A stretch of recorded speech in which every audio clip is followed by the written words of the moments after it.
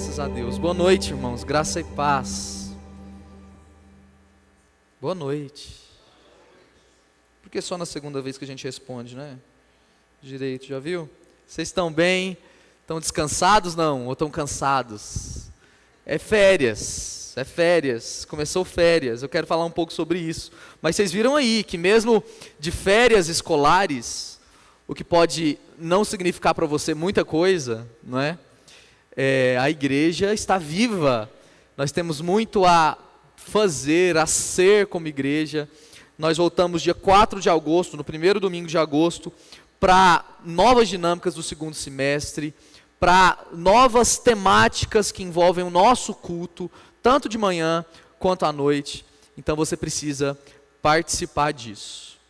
Você que está aqui nessa noite, como eu disse, você está de férias? Não. Quem está de férias? Levanta a mão. Aqui tem algumas pessoas. Os meninos. O pessoal que estuda nessa época tem férias e férias prolongadas, no final do ano principalmente, não é? E eu queria falar um pouco sobre isso, pensar o descanso. O descanso. Porque essa dinâmica entre cansaço, descanso, fadiga, o meio do ano chegando, é bom a gente falar um pouco sobre isso e o que Deus tem a dizer sobre essas coisas. Na verdade, existe uma certa teologia do descanso, que começa lá no começo mesmo, no início, como deve ser, quando Deus descansa no último dia da semana da sua criação, e isso perdura até o final. Mas qual que é o saldo da balança a essa altura do ano para você?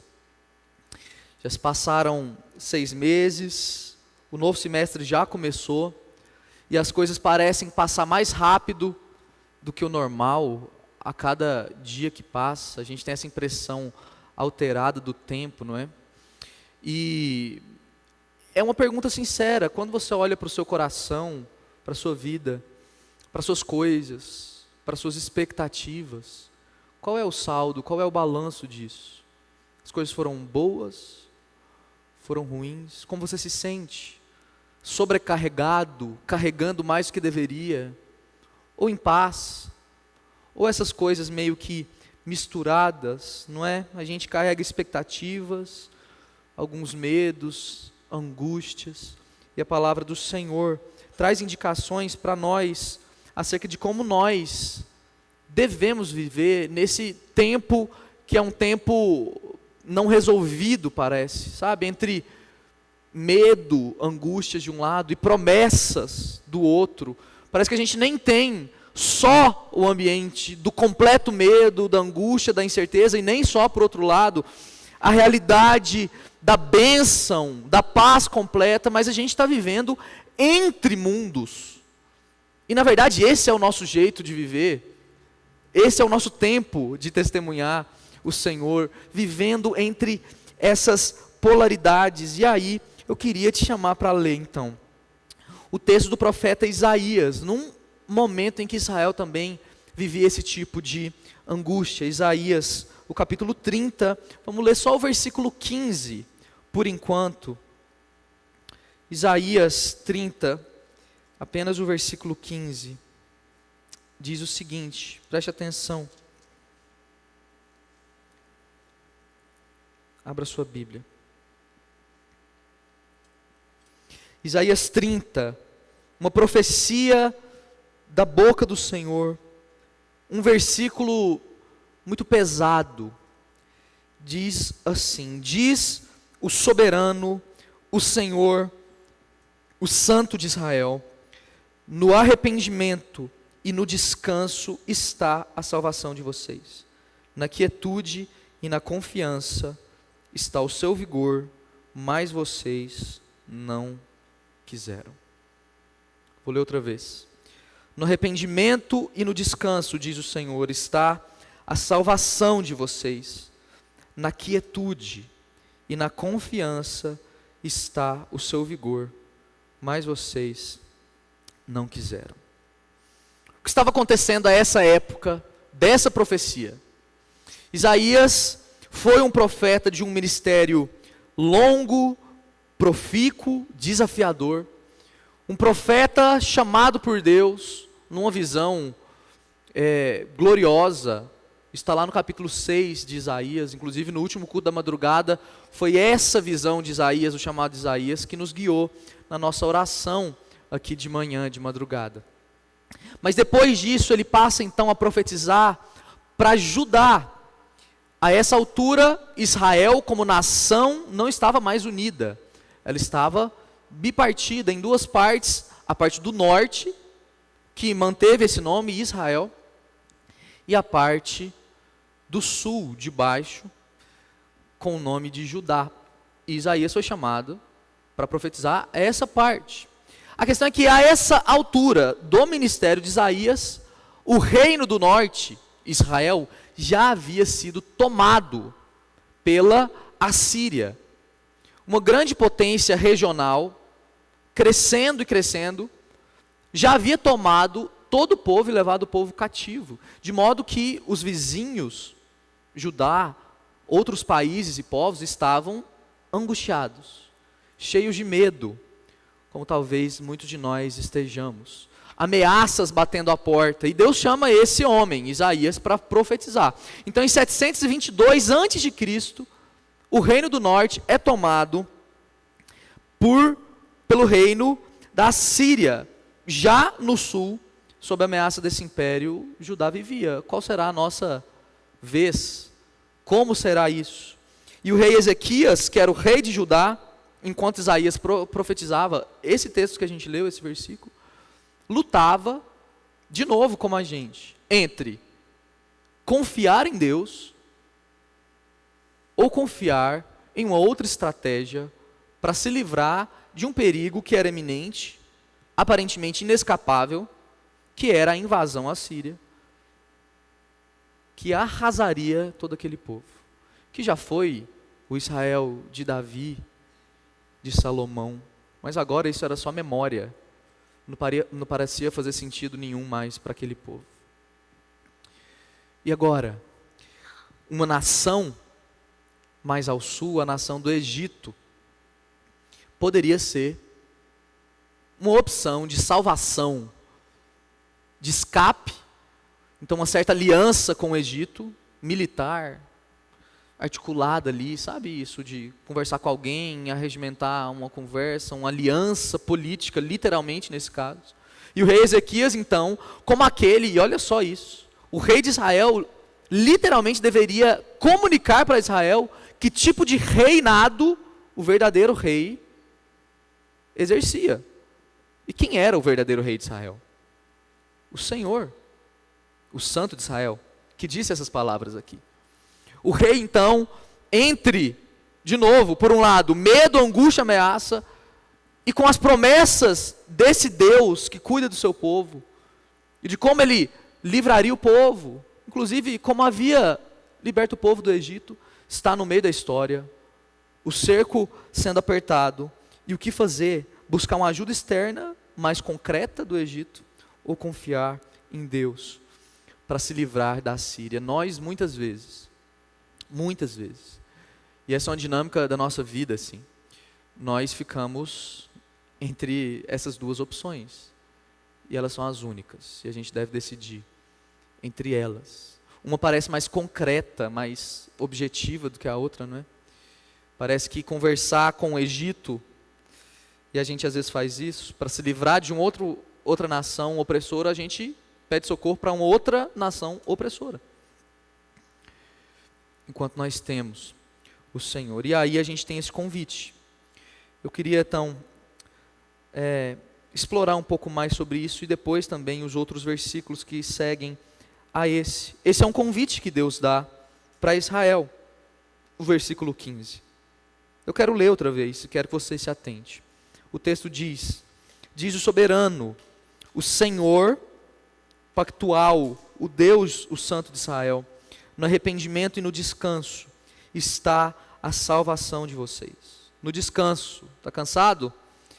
Olha só o que a palavra do Senhor diz, na quietude, na calma, literalmente, na confiança, está o seu vigor, mas vocês não quiseram. Onde está a salvação do povo do Senhor? O texto dá essas 4 palavras que juntas aqui, arrependimento, descanso, quietude e confiança, nos comunicam algo talvez muito contrário do que a gente acha que deveria experimentar ou produzir para a nossa própria segurança.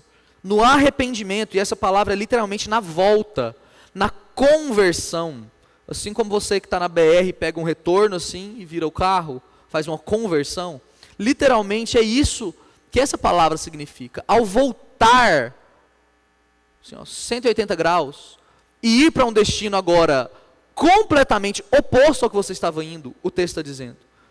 E no descanso está a salvação de vocês. Então essas palavras, arrependimento, descanso, são muito profundas, porque a gente poderia imaginar, meus irmãos, que para a nossa vida, nas nossas coisas, o que teria resultado para mudar situações, não seria uma espécie de descanso, não é verdade?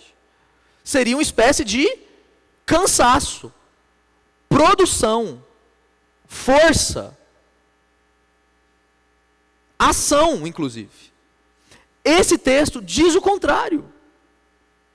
A salvação de vocês, Israel, diz o Senhor, está em ficar calma, ficar tranquila, arrepender, ou seja, voltar àquilo que é anterior e que vocês já deixaram. Na verdade, deixar aquilo que é anterior foi o esforço de vocês. Agora vocês precisam descansar. Ficarem tranquilos. Essas palavras literalmente traduzem algo como o seguinte, assim, é como se o profeta estivesse dizendo, na aposentadoria, na desistência, está a salvação e a alegria de vocês. Desistam. E quando vocês desistirem de cuidarem de vocês, vocês estarão cuidando de vocês. O que Israel estava vivendo era essa tensão que, para além de exterior, política, militar, era uma tensão muito mais do interior, da alma. Qual é a decisão que os filhos de Deus tomarão? Eles vão descansar, se acalmarem em Deus. E esse é o verdadeiro descanso, no meio de um ano, no meio de uma vida, quando notícias boas ou ruins acontecem. Ou eles vão fazer estratégias,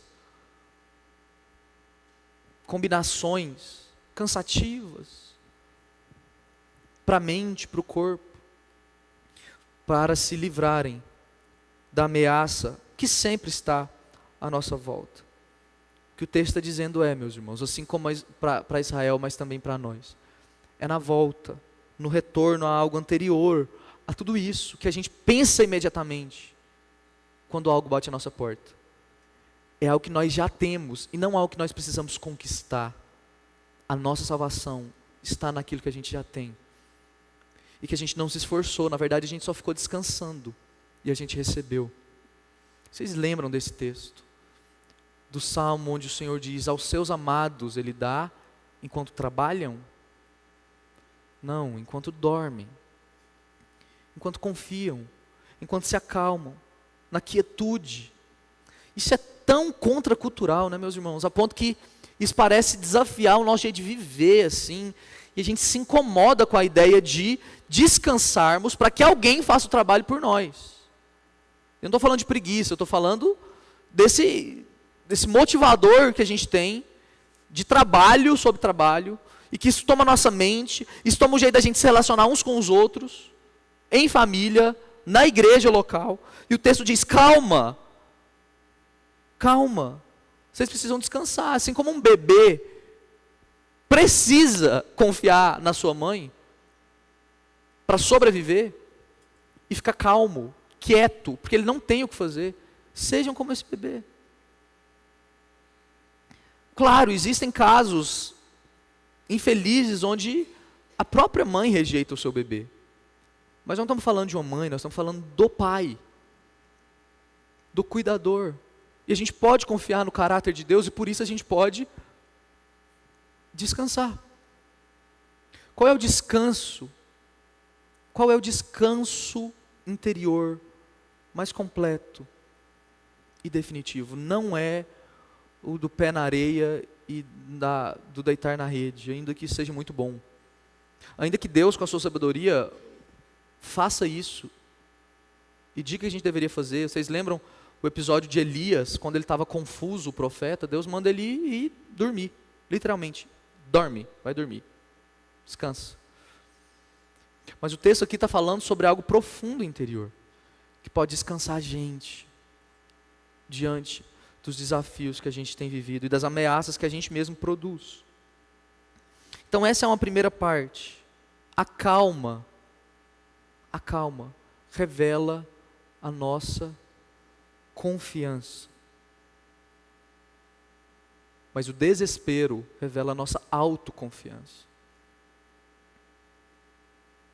Quando algo angustiante bate à sua porta, aquilo que você não previu, ou quando você vai ouvindo de longe que a Síria está chegando, algo difícil de lidar e que a gente não tem controle, está chegando como uma ameaça.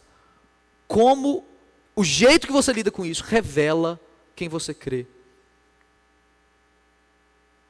A calma, lembre disso, revela a nossa confiança no Senhor. Mas o desespero, que é o contrário de esperança, o desespero, revela a nossa autoconfiança. Afinal de contas, quando a gente pensa que nós devemos resolver as coisas, a gente começa a se desesperar. A gente entende os nossos limites e acha que a gente tem que dar conta de tudo, e isso vira uma angústia que faz a gente trabalhar mais, se cansar mais, e tudo que a gente queria, que era a calma e o descanso, a gente não alcança. Com nossa força, algo que a gente vai receber é os resultados da nossa força. O máximo que você vai poder produzir para você. O Senhor Jesus diz, a palavra do Senhor diz, é aquilo que você produz para você. Os resultados são seus. O Senhor Jesus diz isso, né? Em relação aos fariseus, quando eles oram e tal, que aqueles que fazem assim, de modo a se confiar em si mesmo, eles já recebem a recompensa ali agora. E isso precisava chacoalhar a gente, né? Chacoalhar a gente. Enquanto a gente trabalhar por nós, os resultados serão nossos. Eles podem ser bons, mas eles não serão completos, profundos, eternos. E o que vai descansar a gente é uma resposta eterna para o nosso problema, e não provisória, que nós conseguimos produzir de alguma forma. Mas, o final do versículo diz, vocês não quiseram. Esse versículo termina assim, vocês não quiseram. Deus ofereceu para vocês, diz Isaías, o livramento pelo descanso. Mas vocês não quiseram. Não é o caso de vocês, sei lá, tiveram outra opção. Não, o desejo de vocês foi não abraçar essa vontade. É nosso desejo, como o povo de Israel, não abraçar o que Deus quer para nós ao descansar a gente. A gente precisa admitir e reconhecer isso.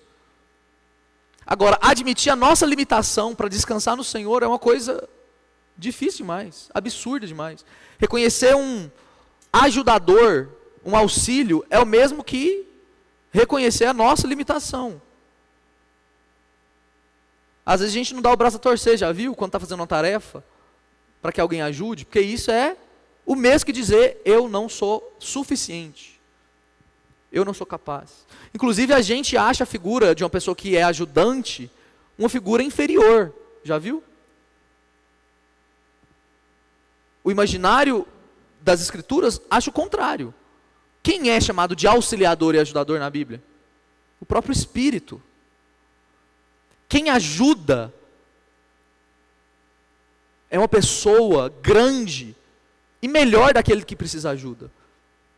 O ajudante é uma pessoa especial demais. Mas quando a gente precisa e reconhece, eu preciso de um ajudante, isso humilha a gente, mas ao mesmo tempo isso faz a tarefa ficar completa, que a gente não conseguia sozinho. O Senhor Deus diz para Israel: vocês não quiseram. Admitam que vocês não quiseram a minha salvação porque vocês não reconheceram a limitação de vocês. E agora vocês não descansam em mim. Nós não queremos o descanso de Deus, a gente precisa admitir isso como um desejo mesmo. É uma questão de vontade. Vocês não quiseram. E então, o que a gente faz com isso? O texto continua, se você for ler, e a gente vai ler agora, com 2 cenários diferentes. Um primeiro cenário onde a profecia vai mostrar as consequências disso, de rejeitar a salvação pelo descanso, mas depois existe também uma promessa. Esses 2 cenários. Vamos ler o versículo 16 e 17 desse mesmo capítulo. Seguindo então, o texto diz o seguinte: vocês disseram, Israel, não, nós vamos fugir a cavalo, e fugirão. Vocês disseram, cavalgaremos cavalos velozes. Velozes serão os seus perseguidores, diz o Senhor. 1000 fugirão diante da ameaça de 1 só. E diante da ameaça de 5, todos vocês fugirão. Até que vocês sejam deixados como um mastro no alto de um monte, como uma bandeira numa colina. O primeiro cenário é devastador. Quando a gente rejeita o descanso, ou simplesmente assim, Senhor, me toma como um bebê que não pode fazer nada em troca e cuida de mim. E quando a gente tenta fazer algo para a nossa própria satisfação e sobrevivência nesse sentido, o cenário é devastador. Deus te oferece, olha só, para o seu povo, e o povo escolhe cavalos, os cavalos do Egito, a força militar de uma outra nação. Cavalos com seus cavaleiros, com as suas forças, com as suas estratégias. E para uma nação pequena como Israel, na verdade, como Judá ainda menor, enfraquecida, instável, ter cavalos, cavaleiros, literalmente um exército, era sinônimo de segurança, aquilo que eles queriam. Por isso que a gente precisa mergulhar nessa situação original para a gente entender a nossa.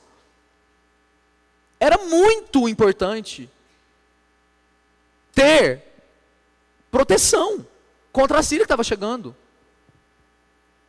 Então a coisa mais concreta a se fazer é pedir para alguém, o Egito. Vamos fazer uma aliança com o Egito, que tinha os seus cavalos e os seus cavaleiros. Porque ter esse tipo de coisa era ter segurança a essa época. Agora, a que custo? Quais as consequências disso? O texto diz, olha que arrasador. Vocês disseram, nós vamos cavalgar cavalos velozes, e a ironia do texto é o seguinte: não, velozes vão ser quem vão perseguir vocês, quem vai perseguir vocês. 1000 de vocês vão fugir diante da ameaça de 1 só. E diante da ameaça de 5 só, vocês todos vão ser aniquilados. Fugirão até que vocês sejam deixados lá num topo de uma montanha com uma bandeirinha, lembrando que existia uma nação por aqui. No mastro, em cima do monte, como uma bandeira. Quais são as armas que nós, meus irmãos, na nossa vida e nos nossos desafios reais, como a Síria era um desafio real, temos buscado, porque nós imaginamos que aquilo de fato vai ser o nosso livramento. Quais são as ameaças, quais são as tentações do coração mais sutis, de abrirmos mão daquilo que Deus nos chamou para ser e para viver, para garantir aquele descanso que nós rejeitamos. Porque lembrem-se, a solução é a volta. Não é continuar se esforçando para frente, não. É a volta. Volta. Você já tem o descanso. Quais são os nossos cavalos e cavaleiros? Qual é o nosso Egito que nos tenta? Egito, gente. Que nação é essa para Israel, o Egito? Senão aquela que os escravizou quando eles estavam nascendo. O principal inimigo histórico de Israel. O povo estava querendo voltar para lá. Nós estamos querendo voltar para o Egito, para encontrar um descanso, tendo encontrado Deus. Que isso seja um alerta para nós. Porque assim como cavalos não livraram Israel, é o Senhor quem está dizendo, é uma profecia. Como se estivesse dizendo, vão atrás dos egípcios, façam essas alianças, e quando a Síria chegar, os cavalos vão passar por cima de vocês. Não vai adiantar. Não vai adiantar.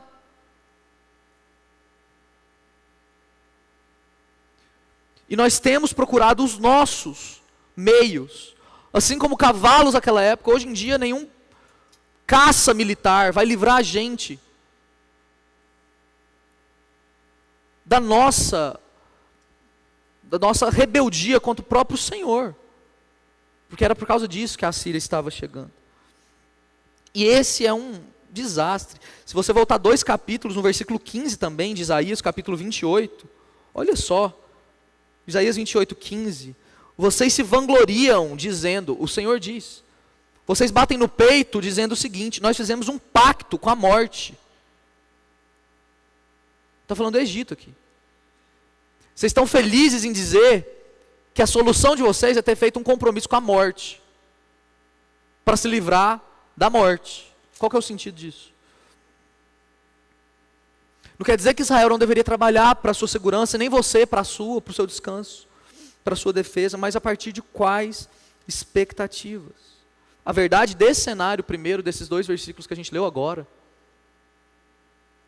onde Deus está subvertendo toda a lógica, a nossa lógica, de encontrar nossos meios para a nossa proteção e para o nosso descanso, é que, se a gente confia em nós, na nossa força, 1000 de nós, ou seja, muitos de nós, tudo que a gente tem, vai ruir diante da mínima ameaça, diante de um só. A gente não tem controle, e essa é uma verdade bíblica que está provada na realidade. A gente não tem controle sobre as ameaças. Não tem. Sobre a Síria que vem. A gente tem controle sobre a nossa decisão aqui e agora. Jesus disse, um tempo depois, lá no Getsemane, para Pedro inclusive, quando Pedro tenta cortar, na verdade corta a orelha daquele soldado Malco, Jesus diz para Pedro, Pedro, quem vive pela espada, vai morrer pela espada. Quem vive por sua força, vai ser tomado pela força de alguém. O que a Bíblia nos diz então, meus irmãos, é que se a gente acha a gente capaz, e confia nisso, se a gente se acha esperto e confia nisso para resolver qualquer tipo de problema nosso, confia na nossa própria capacidade, nós vamos descobrir, com o passar dos dias, que vai ter alguém mais esperto que a gente, e mais capaz que a gente, e nós vamos morrer pela própria estratégia que a gente tem. Quem vive pela espada, morre pela espada. A resposta do descanso não é um tipo de força que nós exercemos. Porque se a gente insistir nisso, nós vamos ser deixados, como o texto diz, como um mastro, como um remanescente pequenininho em cima da montanha. O que você tem visto na sua vida que pode concorrer com o lugar do Senhor Deus que te tirou do Egito? Não volte para o Egito para solucionar os seus problemas de agora, Israel. Não busque de onde você saiu a solução para aquilo que você está vivendo agora. O convite é: volte para o lugar que você já tem, para o descanso que você já encontrou. E esse é o outro cenário, um cenário glorioso, uma promessa distante, o versículo 18. Eu quero que você leia para a gente terminar. O versículo 18 diz o seguinte, desse texto: depois desse cenário arrasador, contudo, o Senhor espera o momento de ser bondoso com vocês. Ele ainda se levantará para mostrar-lhes compaixão, pois o Senhor é Deus de justiça. Como são felizes, bem-aventurados os que nele esperam. Do outro lado, como outra opção, Deus espera por nós. Olha só. O texto que a gente leu começa fazendo um convite para nós esperarmos em Deus.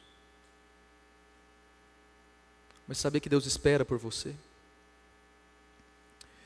Deus espera o momento em que nós estamos prontos para receber o nosso descanso.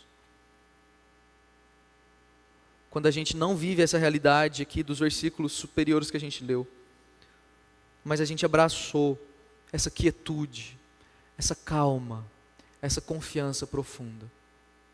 Então, esse é o momento em que Deus esperou para ser bondoso com vocês, para se levantar, para mostrar para nós a sua compaixão. O texto diz isso, esse versículo 18, porque Deus é justo. E o que é justiça? Justiça é o endireitamento das coisas, é fazer as coisas serem como deveriam ser, equilibrar as coisas, isso é justiça. E por Deus ser um Deus que conserta as coisas, Ele está esperando o momento de ser bondoso para com você, meu irmão, e para comigo, que muitas vezes ainda insisto em depender dos meus esforços para minha alegria. E enquanto isso acontecer, diz o texto, Deus não vai se mostrar como um Deus de compaixão. Porque lembrem-se, se a gente faz para nós o que nós queremos, esses são os resultados. E eles têm se provado insuficientes. Então a gente poderia perguntar, até quando, Senhor? Até quando eu vou viver essa situação, essa ameaça? E a Bíblia está nos dizendo essa noite, até quando vocês estiverem preparados para abraçar o que eu tenho para vocês? Até quando a angústia vai tomar conta do meu coração?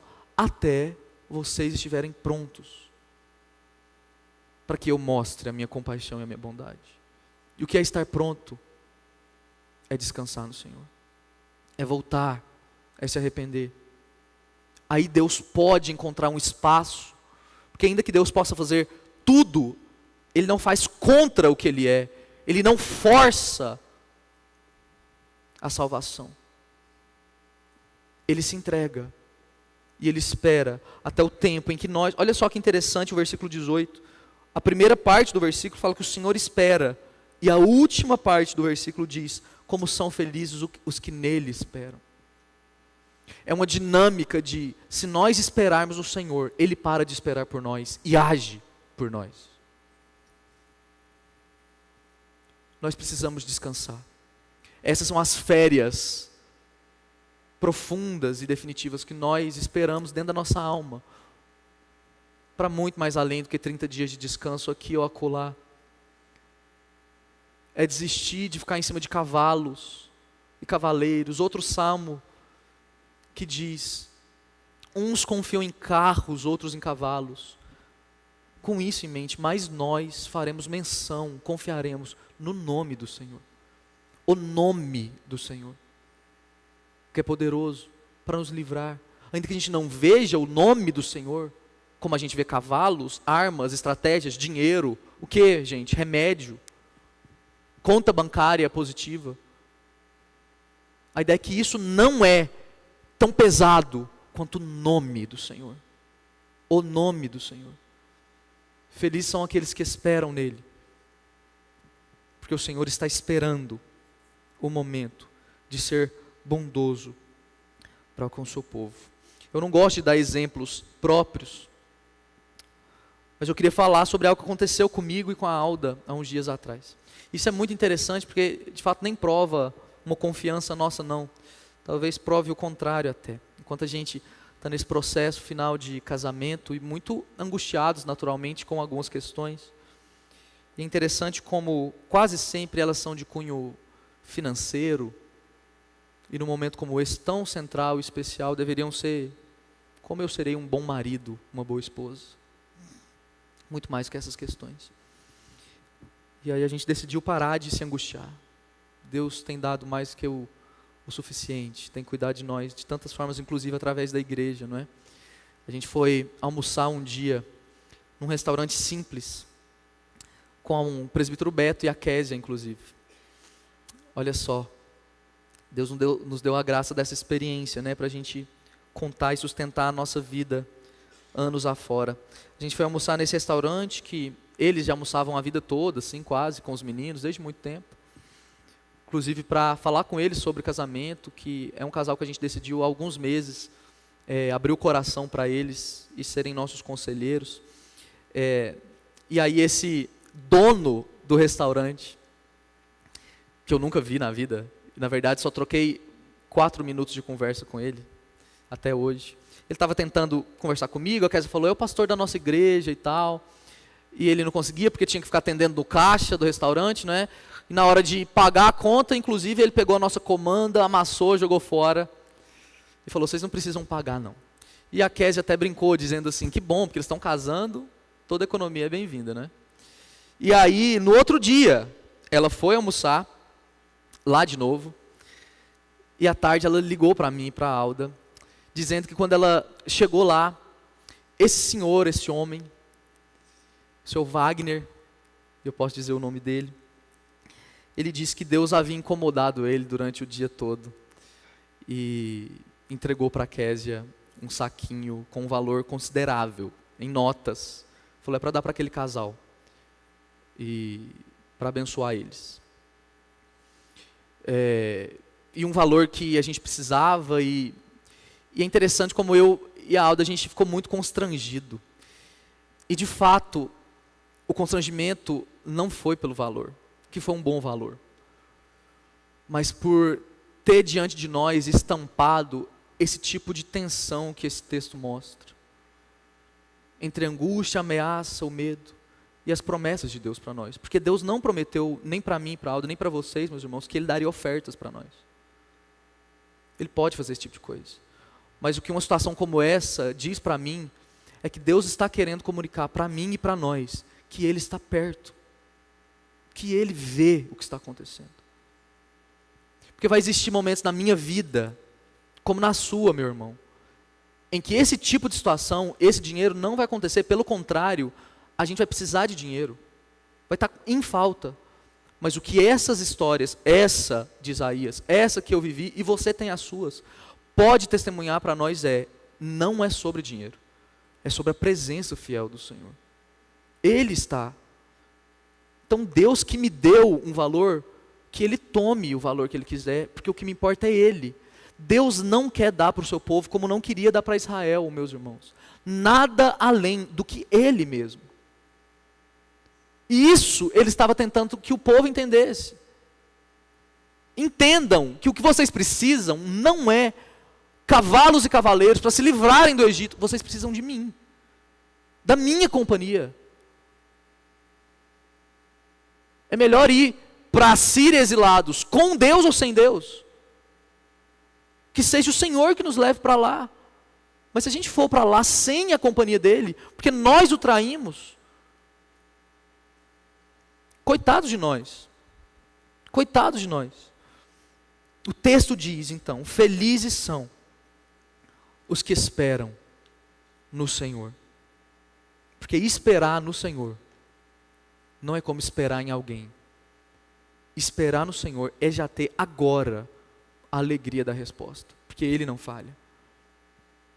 Esperar naquilo que Deus falou que faria lá, é já aqui ter a certeza e a alegria dessa resposta, como se ela já tivesse chegado, porque Deus não vai mudar.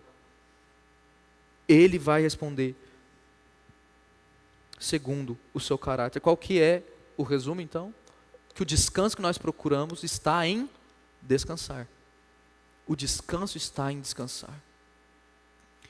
Em abrir mão, em pôr as armas no chão e voltar para aquilo que nós já temos no Senhor Jesus. Qual é o medo de hoje, meu irmão? Qual é para você, para sua família, seu coração, lá no fundo? O medo, a angústia, a ameaça que está chegando. Mas também, lembre-se do outro lado, qual é a promessa de hoje? Qual é? Como o caráter do Senhor se manifesta hoje para você. Ouça o Senhor dizendo, no descanso, na volta, na confiança e na quietude, está a força de vocês. Ouça o Senhor dizendo, eu estou esperando o tempo de mostrar a minha bondade para vocês. Que esse tempo passe mais rápido, mais rápido. Porque nós estamos desistindo de lutar com os nossos cavalos. Porque nós estamos abrindo mão de fazer alianças com a nossa antiga vida para abraçar aquilo que Deus já tem para nós. Jesus foi esse homem que abraçou completamente essa palavra. Mesmo sendo o nome acima de todo nome, ele se humilhou. E podendo fazer alianças, não fez. Isso levou ele até morte, sangrenta, humilhante, dolorosa. Mas ele confiou no Pai, até o final. Ele descansou em Deus, até o final. E se nós estamos em Jesus, nós podemos também confiar. Ainda que aconteça com a gente, o que aconteceu com Cristo, nós estaremos em boa companhia. Porque se com Cristo nós morremos, com Ele a gente vai ressuscitar também. Em nome de Jesus. O texto termina dizendo, mas vocês, o primeiro versículo, versículo 15, mas vocês não quiseram a oferta do descanso. Que hoje a gente diga, não, Senhor, a gente quer sim. Nós queremos descansar. Nós queremos descansar. Êxodo capítulo 14, o versículo 14, diz o seguinte: o Senhor lutará por vocês, fiquem calmos. O Senhor lutará por você, meu irmão, minha irmã, no meio desse ano.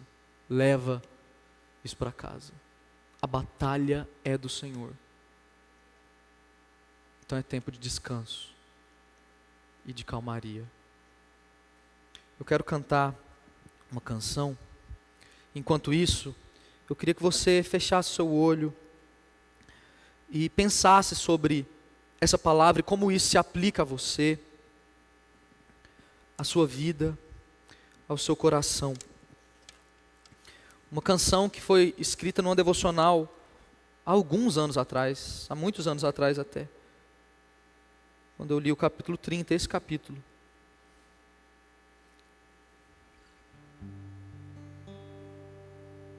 Vamos orar ao Senhor e pensar nisso.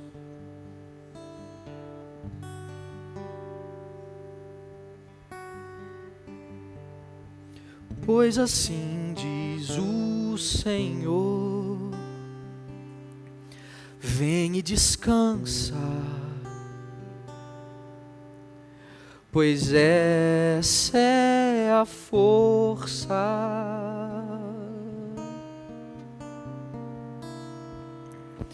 mas não, nós dissemos, pelo contrário fugiremos, mas não, sobre cavalos cavalgaremos, mas não, o Senhor diz, não será assim, não mais comerão pão de angústia ou água de aflição.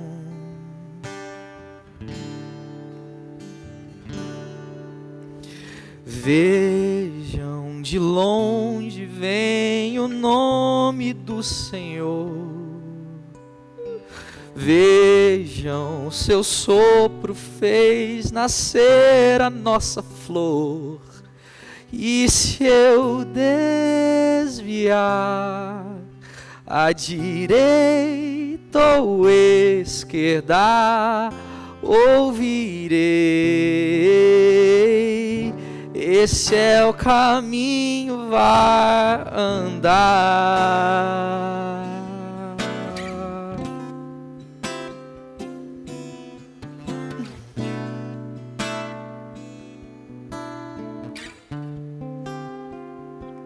Mas não, sobre cavalos fugiremos, mas não, sobre cavalos cavalgaremos, mas não, não será assim. O Senhor diz: não mais comerão pão de angústia ou água de aflição.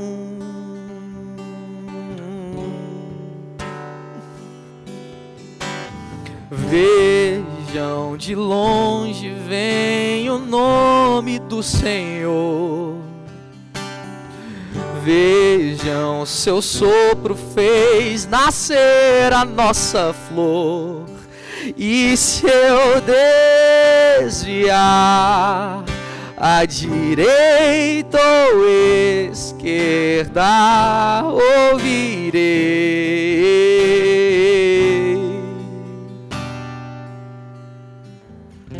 Ouvirei.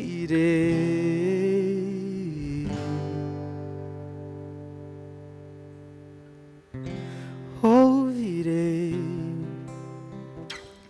Esse é o caminho, vá andar.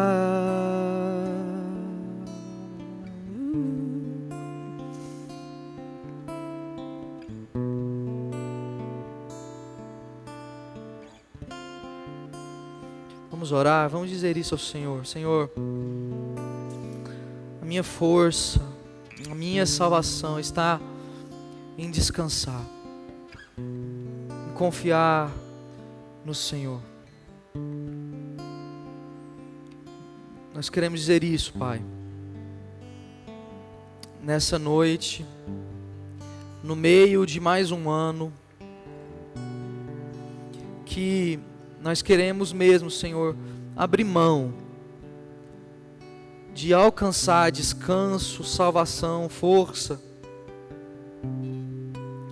pelas nossas estratégias, pelas nossas capacidades, para que a gente não viva, Senhor, numa terra arrasada, como o texto que nós lemos essa noite diz, mas que chegue esse momento onde o Senhor, que espera para mostrar a tua bondade, deixe de esperar, porque nós estamos prontos para abraçar aquilo que o Senhor tem para nós. Esse é o verdadeiro descanso. O descanso sabático, o descanso eterno, é confiar no Senhor. Como são felizes os que esperam no Senhor. E para nós, Senhor, esperar, somente esperar tem sido difícil demais.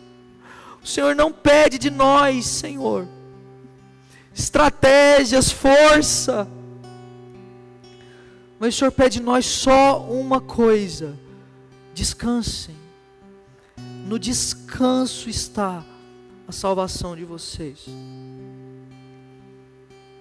Na volta, na calma, na confiança, no nome que é sobre todo nome. Que os meus irmãos que estão aqui, aqueles, Senhor, que nessa noite estão angustiados por problemas, Senhor, de mais variadas espécies e motivos, o Senhor visite essa família, esse irmão. Que o medo, Senhor, da estabilidade, o medo pela falta de estabilidade, o medo pela falta de saúde, de alegria, Senhor, pela falta de relações, de amizade,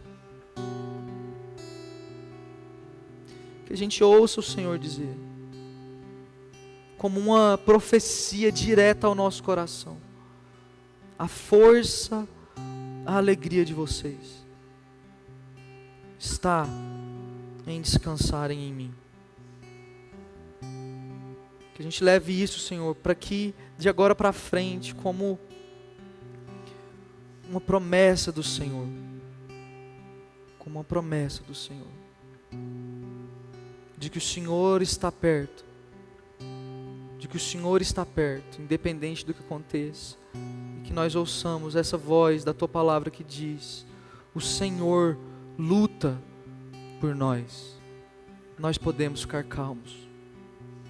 A batalha, as nossas batalhas, se somos Teus, Senhor, não são nossas mais. Obrigado por isso. São do Senhor. E nenhuma batalha que o Senhor luta pode ser vencida por qualquer outro inimigo. Obrigado por isso, Senhor. Pelos méritos daquele, o único que nos ama e que é o nosso verdadeiro descanso, o Teu Filho Jesus. Em nome dele.